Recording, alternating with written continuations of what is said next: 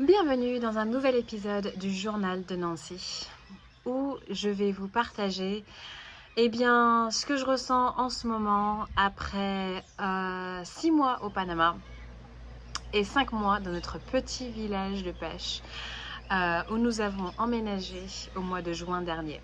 Je vais vous parler très franchement. Moi, je vous ai dit que j'ai créé cette chaîne pour vraiment partager avec vous mes pensées les plus profondes, mes vraies pensées, ma philosophie de vie un petit peu, et me livrer à vous en fait comme si je me livrais à mon journal intime. Donc comme d'habitude, je vous demande de la bienveillance dans les commentaires. Je suis pas ici pour me faire juger et je tiens aussi à dire que même si je suis très reconnaissant de la vie que je mène, j'ai aussi envie d'être honnête sur les aspects qui me plaisent moins, les choses qui me font souffrir ou les choses qui sont peut-être plus difficiles à supporter parce que dans toute vie humaine, voilà, il y a des avantages et des inconvénients et j'ai envie d'être franche sur les deux. Voilà, Valou. Alors, donc là, je voulais vous dire qu'il y a un ras-le-bol général dans toute la famille, que ce soit moi, que ce soit mon mari, que ce soit les enfants. Là, on est arrivé à un stade où notre village nous sort par les trous de nez. Alors, il est très mignon, notre village. Je vais pas en dire le nom parce que pour des raisons de sécurité, tout simplement. Parce que je suis quand même sur YouTube, dans un endroit public. Mais en gros, nous sommes dans un village au Panama qui est situé à peu près 6 heures de la capitale qui s'appelle Panama City. Alors, quand on est arrivé au départ au mois de mai, nous, on a pris le parti de se poser en ville pendant 1 mois parce qu'on avait de la paperasse à faire et il fallait qu'on gère nos visas, notre statut de résident, blablabla. Il y avait le dentiste à gérer et puis il fallait aussi déjà se poser, voir où on est parce qu'on n'était jamais venu ici. En gros, on a quitté notre vie en Angleterre après 18 ans, on a sorti nos enfants de l'école, on a tout plaqué pour se retrouver dans un pays où ni moi ni mon mari n'avions jamais été. Voilà. Donc, on a fait 1 mois en Airbnb dans la capitale. Et honnêtement, quand on est arrivé au tout début, on a pris une claque. Parce que la ville de Panama City est très bien en soi, mais quand tu arrives de Londres et que tu as grandi à Paris, là tu te retrouves en plein dans le vif du sujet. C'est-à-dire que moi, la sensation que j'ai eue, c'est putain, je suis dans le tiers-monde, quoi. C'est-à-dire que voilà, tu as des ordures par terre, je sais même pas s'il y a des égouts, enfin il y a un souci au niveau sanitaire. Tu te retrouves à marcher dans un... Déjà, il n'y a pas de trottoir, donc tu es un peu en train de marcher sur la route. Tu as des ordures par terre, tu vois des rats. Alors oui, en contrepartie, tu as des gratte-ciel, tu as des centres commerciaux très modernes, tu as McDo, machin et tout. Mais tu as aussi ce contraste avec voilà, un manque d'infrastructures, un manque de conditions sanitaires qui, finalement, dans nos contrées à Londres ou à Paris, on prend ça pour acquis, quoi. Mais ici, c'est pas comme ça. Alors après, j'ai pas été confrontée non plus à une pauvreté. J'ai pas vraiment vu de pauvreté, pour être honnête. C'est pas comme le Togo, c'est pas comme l'île de Sainte-Lucie dans la Caraïbe, ou même l'île de la Jamaïque, où j'ai vu quand même des choses qui m'ont beaucoup dérangée. J'ai même pas vu la pauvreté qu'on voit à Paris, hein, très franchement, avec tous les SDF qu'on a dans la ville de Paris ou dans le métro. J'ai pas vu ça, trop, même très peu. Je sais même pas si j'en ai vu d'ailleurs. Bref. Mais voilà, c'était vraiment, vraiment un dépaysement total. Et en fin de compte, le mois qu'on a passé dans la ville de Panama nous a pas plu tant que ça. Je pense qu'on n'a pas vraiment su l'apprécier à ce moment-là parce qu'on venait de l'Europe.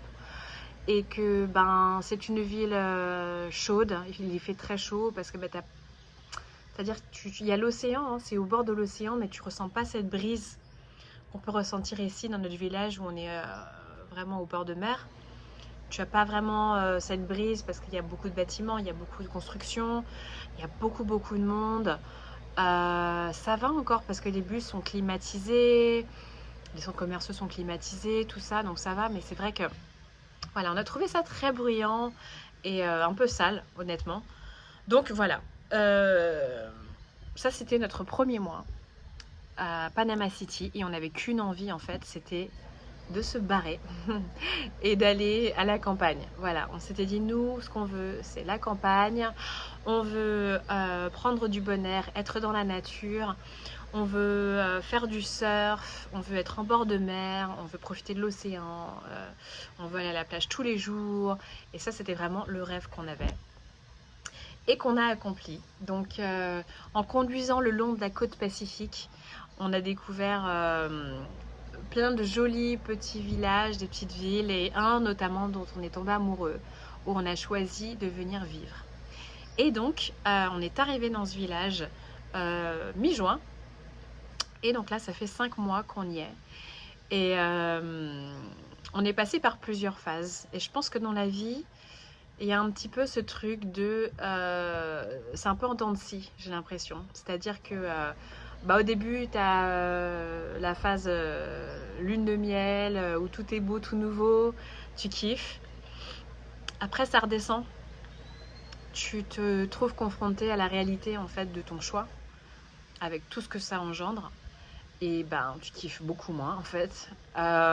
Et puis ensuite, tu as la phase, je pense, où tu pars, tu quittes le lieu, ou même une personne aussi. Je pense que c'est à peu près la même chose avec une fille au père, avec un travail, je sais pas, je pense que c'est un peu le même cycle. Et j'ai l'impression qu'au moment de partir, ben, en fait, il y aura une phase de deuil où tout va redevenir tout beau, tout nouveau. Enfin, pas nouveau, mais tout beau. Et en fin de compte, on va vraiment se rendre compte à ce moment-là de tous les avantages d'être ici. Il y a des choses et des personnes qui vont beaucoup nous manquer. Et donc, il y aura un peu cette phase de deuil et de douleur, en fait, de quitter le lieu. Je pense. Mais là, clairement, on est dans le down. On est dans la phase où on a juste envie, en fait, d'aller voir d'autres contrées, de changer d'air. Alors, vivre dans la Caraïbe, moi je l'avais déjà fait. À l'âge de 18 ans, j'ai quitté Paris pour aller vivre en Guyane française, qui n'est techniquement pas les Caraïbes, c'est l'Amérique du Sud. Mais voilà, t'es dans un lieu tropical, t'es dans la forêt amazonienne. Et c'est vraiment la même région, quoi, on va dire. Et j'avais passé franchement une année merveilleuse, une des meilleures années de ma vie, où j'en ai pris plein les yeux, j'en ai pris plein la vue, j'ai vraiment j'ai adoré, je me suis sentie chez moi. Je n'y suis restée qu'un an parce qu'après j'ai décidé d'aller faire des études, machin, je tombe amoureuse, bref. Mais j'en ai gardé un souvenir inoubliable.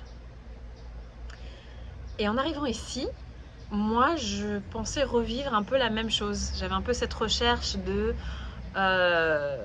cette année passée en Guyane française en 2004-2005 à l'âge de 18 ans. J'avais un peu cette envie de revivre, de ressentir les mêmes sensations. Et oui, en effet, je me retrouve dans le sens où la nature est à peu près semblable. On est un peu on n'est pas dans la forêt amazonienne, mais on est vraiment encore dans la forêt tropicale, dans un peu le reste de forêt amazonienne qui remonte vers l'Amérique centrale. Le climat est très similaire, tu retrouves un peu les mêmes produits, les mêmes fruits, tout ça. Mais l'ambiance est complètement différente. Voilà, on n'est pas en Guyane française, on est au Panama.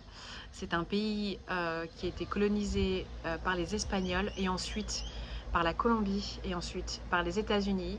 C'est un pays qui a une histoire complètement différente, une culture complètement différente. Et vivre dans un village, en fin de compte, je me rends compte que je ne l'avais jamais fait en fait dans ma vie. Parce qu'en Guyane, moi j'étais à Cayenne, j'étais dans la capitale. Alors après en Angleterre, on habitait dans une petite ville pas loin de Londres, mais clairement on était 40 000 habitants, on était à 30 minutes de Londres, on était encore vraiment dans le côté métropolitain, même si c'était une petite ville, enfin qui moi paraissait un peu village, mais honnêtement en comparaison avec là où on est là maintenant, je me rends compte que c'était très très civilisé.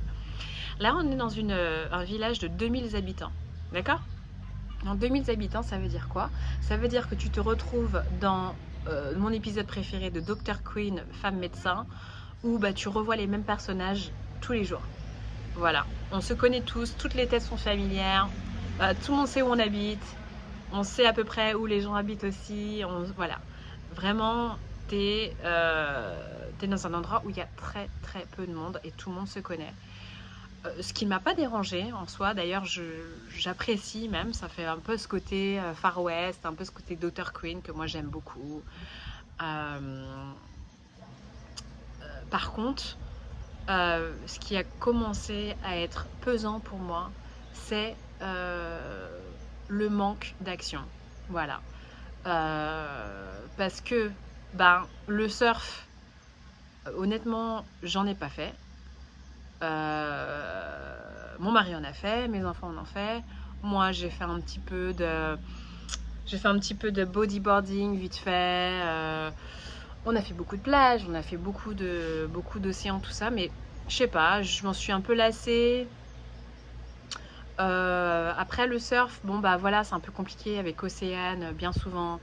La petite, c'est moi qui la garde sur la plage. Je me retrouve souvent avec elle. Elle fait une sieste ou autre. Et puis les autres sont dans l'eau en train de faire du surf, machin. Bon, bref. Donc, voilà, au niveau sportif, bah, c'est pas vraiment quelque chose que j'ai adopté. J'ai fait de la course à pied le matin très tôt, avant la grossesse. Donc ça, c'était sympa. Mais clairement, voilà. Faut se le dire, t'as pas une bibliothèque, t'as pas un conservateur de musique, t'as pas, t'as vraiment pas un centre commercial ici, t'as quelques petits magasins, mais t'as pas de cinéma, hein, t'as pas bah, un peu tous les repères que moi j'ai en tant qu'Européenne ou en tant que personne qui habite dans un milieu citadin, dans une capitale, tu ne l'as pas.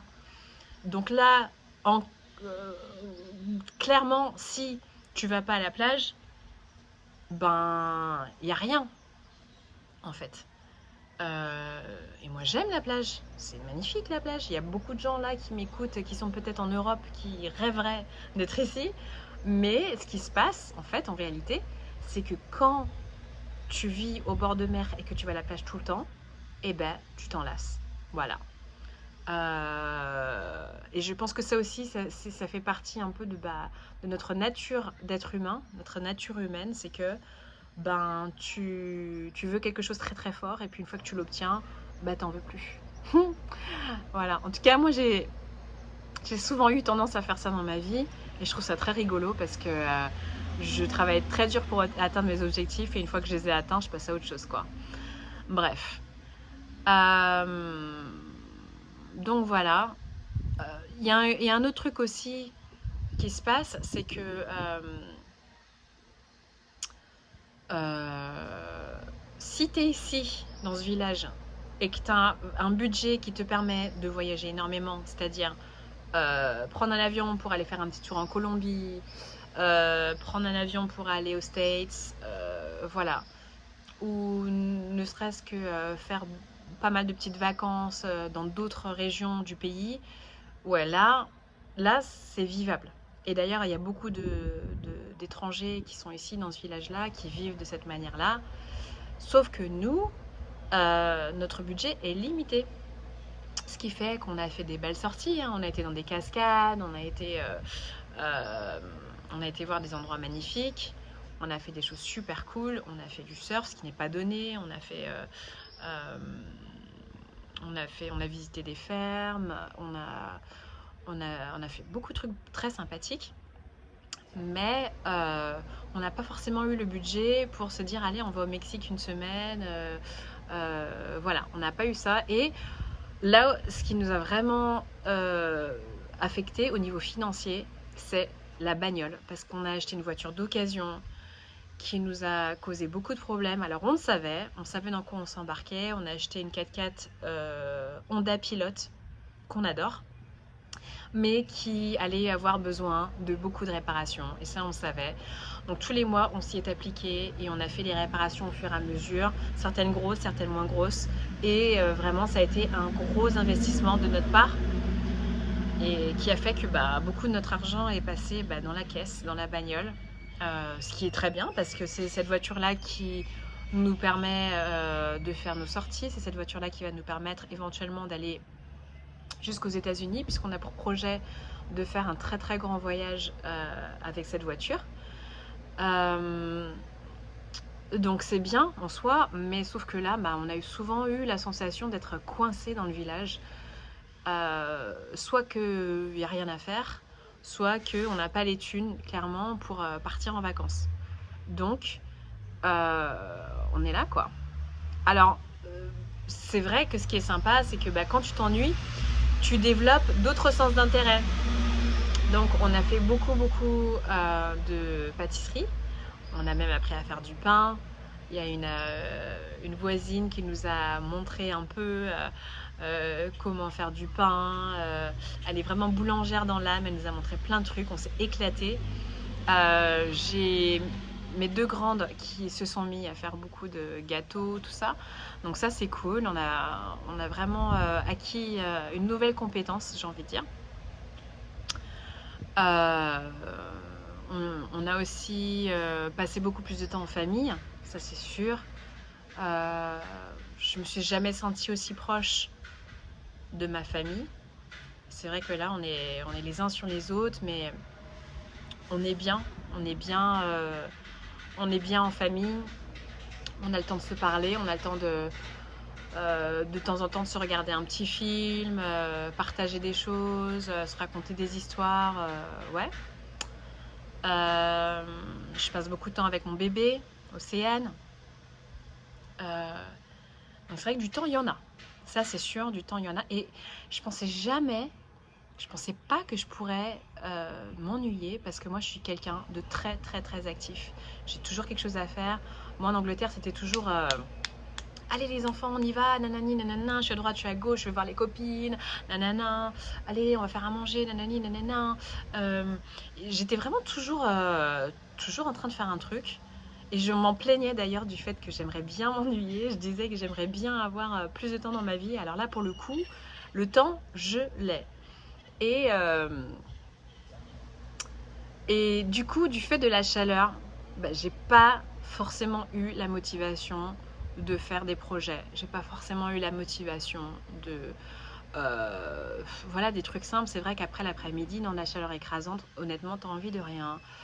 T'as pas envie de faire du jardinage, t'as pas envie de faire du ménage, t'as pas envie de faire un jeu de société, t'as pas envie de travailler sur ta chaîne YouTube. Honnêtement, t'as envie de rien faire et t'as un peu le temps qui te file sous les doigts, je sais pas. Je trouve que cette période après le déjeuner, vers 2-3 heures jusqu'à 5-6 heures, c'est un peu une période bâtarde en fait dans la journée, où en fait tu te traînes un peu, tu essaies de faire un peu des trucs par-ci par-là, mais bon, je suis pas la seule à en parler. J'en parlais avec des copines américaines qui te disent aussi, c'est vrai que parfois quelque chose qui te semble impossible à faire à 3 heures de l'après-midi, en fait tu peux le faire à 6 heures du soir, une fois que la chaleur tombe. Donc il y a ce truc là aussi. Et je pense que clairement la vie de village, c'est pas pour moi en fait. C'est pas pour moi. Là, je suis pas à un stade dans ma vie où ça me convient. Moi, j'ai envie de voir mes gamines s'éclater. J'ai envie de les voir prendre des cours de danse. J'ai envie de les voir s'éclater avec plein de copains, plein de copines. Moi aussi, j'ai envie d'avoir plein d'amis. J'ai envie de faire des repas à la maison, que ça bouge, que voilà, il suffit de monter dans la voiture pour avoir accès à des activités, par exemple voilà, des musées, la bibliothèque, moi j'aime beaucoup, des activités culturelles, voilà, il faut que ça bouge. Il faut que je puisse de temps en temps me faire un cinéma si j'en ai envie, me faire un petit McDo ou un Burger King si j'en ai envie. Voilà, et je me rends compte que ces choses-là, pour l'instant, c'est important pour moi. Je pensais pas du tout, je me suis vraiment découverte parce que voilà, j'ai suivi beaucoup des chaînes YouTube comme par exemple la Family Cost que j'adore. D'ailleurs, je vous mettrai le lien en description parce que la Family Cost, c'est juste une tuerie. J'ai suivi beaucoup la Family Cost qui, eux, vivent actuellement au Mexique. Je pense que c'est même pas un village, hein, je pense qu'ils vivent vraiment un peu au milieu de nulle part. En tout cas, c'est l'impression que j'en ai. Ils sont très heureux, je les admire énormément et je pensais être capable de faire la même chose. Mais là, clairement, non. Je ne peux pas vivre en isolation. Je n'ai pas envie de vivre seule. Au contraire, j'ai envie d'être entourée. Surtout là, en étant enceinte, moi, ce dont j'ai envie, là, c'est de culture africaine, caribéenne. J'ai envie d'être entourée de sœurs, clairement. C'est pour ça que je suis très, très attirée par la côte caribéenne du Panama, notamment la région de Colón, où tout le monde nous dit de ne pas aller, clairement. Mais moi, ça m'attire, ça me parle. Alors, on n'y est jamais allé et on a le souhait d'y aller. On n'a pas pu y aller, on devait partir hier, mais ça a été retardé pour des raisons auxquelles je reviendrai dans quelques minutes. Mais j'ai vraiment cette envie d'être en communauté avec des femmes dont je me sens proche culturellement parce que elles sont... Alors, attention à ce que je vais dire, ça peut être controversial. Moi, j'ai des amis de toutes les couleurs. Ok, je suis métisse, moitié blanche, moitié togolaise, voilà. Cela étant dit, moi, ce dont j'ai envie, là, clairement, c'est de bouffe africaine. Et ce qui s'en rapproche le plus ici, bah, c'est la bouffe caribéenne. Et j'ai envie de cette ambiance que j'ai trouvée en Guyane, qui est aussi très très diverse. En Guyane, tu as des Chinois, tu as des Blancs, tu as des Noirs, tu as des Libanais, tu as vraiment de tout. C'est pour ça que j'ai adoré. Moi, j'ai envie de cette richesse culturelle. J'ai envie vraiment de retrouver ce truc-là où voilà, il y a des Blancs, il y a des Noirs, il y a des Métis. Et il y a la musique qui me ressemble, la musique qui me parle. Ce que ici au village on n'a pas. On n'a pas ça. Ici au village c'est vraiment, c'est des latinos, c'est des panaméens. Surprise, surprise. Ou sinon ce sont plutôt des américains. Il y a quelques français aussi. D'ailleurs j'ai des voisins français qui sont juste là, qui sont super cool. Mais voilà. Et c'est vrai qu'ici il y a vraiment très très peu, si ce n'est pas du tout, de culture afro-caribéenne. Et moi ça me manque, j'en ai besoin. Et j'avais ça en Angleterre beaucoup parce que j'avais certaines de mes meilleures amies qui étaient camerounaises, qui étaient togolaises, qui étaient africaines, ou soit brésiliennes. Voilà, j'avais aussi des très bonnes amies polonaises, allemandes, anglaises aussi. J'avais vraiment ce truc-là où moi j'étais dans mon élément, voilà, parce que j'étais entourée de cultures diverses. Et ça, je me rends compte que c'est un besoin. Et c'est ce qui m'avait beaucoup plu en Guyane d'ailleurs, et c'est ce que je recherche. Donc, on a pour projet de déménager le plus vite possible et d'aller voir d'autres contrées, notamment cette fameuse région de Colón dont je vous parle. Mais c'est compliqué pour plusieurs raisons. Déjà, cette région de Colón a mauvaise réputation parce que c'est un peu la région négligée du Panama, la seule région du Panama où il y a une forte concentration de Noirs. Et c'est une ville qui est un peu abandonnée, quoi, j'ai envie de dire, où il y a beaucoup de problèmes. Apparemment, il y a aussi des gangs, tout ça. Bref, ça fait un peu genre le pire quartier de Chicago.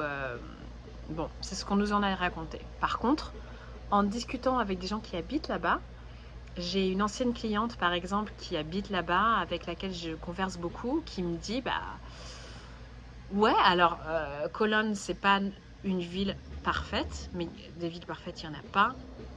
Et ce qu'elle nous invite à faire, c'est d'y aller et de former notre propre opinion, plutôt que d'écouter les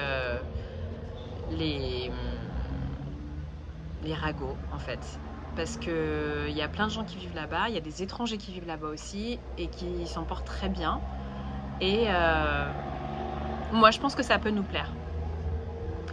L'autre problématique à laquelle on fait face, c'est que là, à l'heure actuelle au Panama, et on est le 16 novembre 2023, il y a des soucis au niveau politique, puisqu'il y a des manifestations, il y a des routes qui sont bloquées, et donc nos vacances qui devaient s'entamer hier, où on devait partir en voyage pendant 1 ou 2 semaines, découvrir le côté caribéen, la côte caribéenne du Panama, voyager, éventuellement trouver un nouveau lieu de vie, et bien tout ça en fait on n'a pas pu le faire. On doit décaler nos vacances. Alors de combien de temps, je ne sais pas. Si il y a un référendum vendredi qui peut-être apportera satisfaction au peuple. Si c'est le cas, les choses se calmeront et on pourra voyager peut-être ce week-end, peut-être la semaine prochaine. Si c'est pas le cas, bah clairement on est coincé.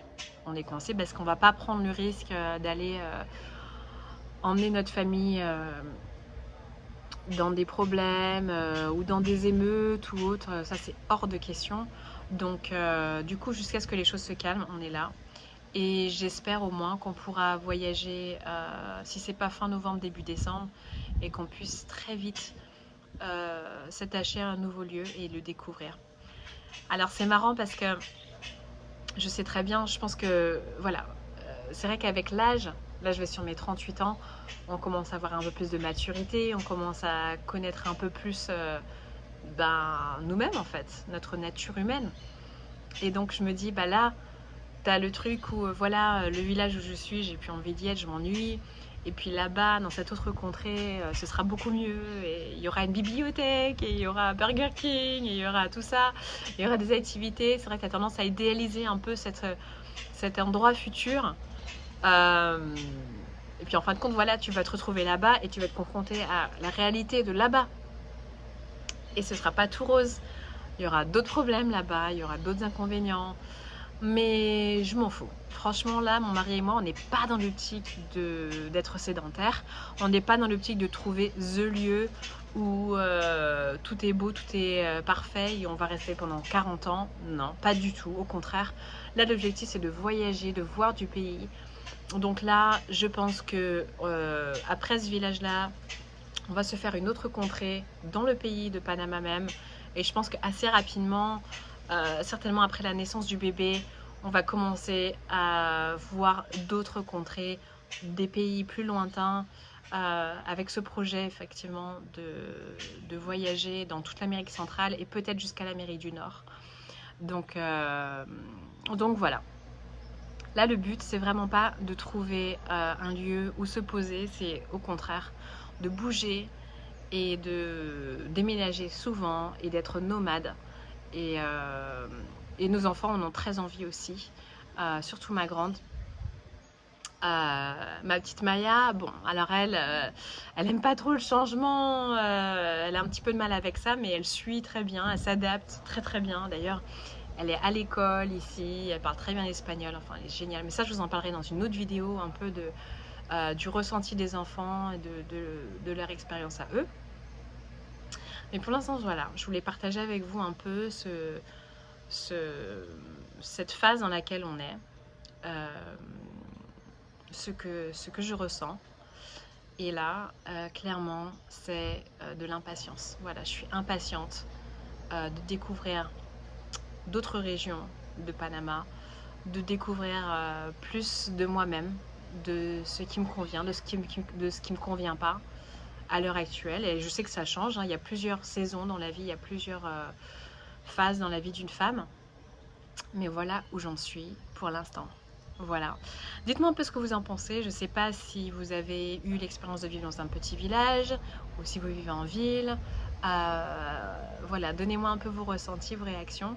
Et je vous retrouve très bientôt pour une nouvelle vidéo. Ciao, ciao!